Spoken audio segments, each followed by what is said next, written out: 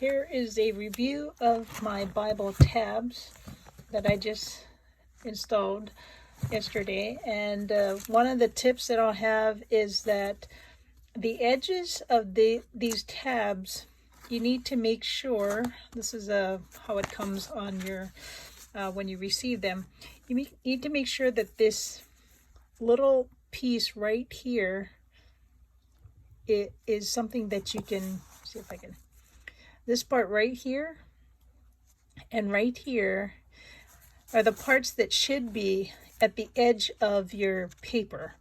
And then you can fold it in half. There's a little sort of mark right here that you can't quite see on the camera, but you'll be able to fold it over. And then the other thing is there's a piece of paper that I don't have right now that actually would mark where the next tab would go, but it's too far.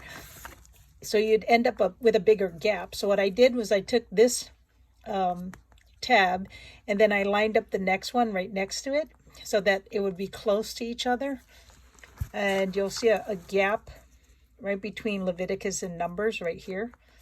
But when you go down to the next section, you'll see that there's less of a gap. And I tried to make it where it's not sticking out too much. You'll see Judges is sticking out a little bit too much.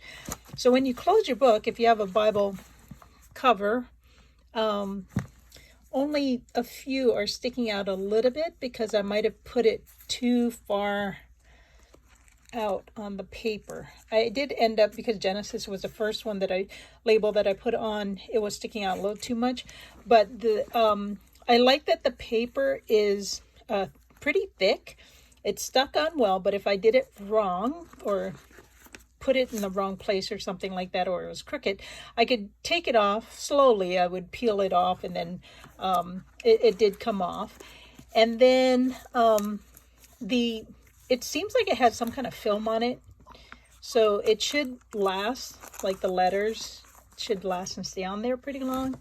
And then in addition to the books of the Bible, it came with these weeks. I don't know what that's for.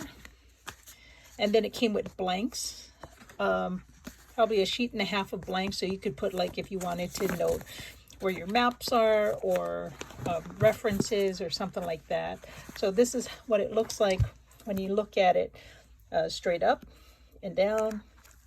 And I have a very thin margin here at the edge, so it doesn't cover. I was kind of concerned that it would cover the words, but it didn't.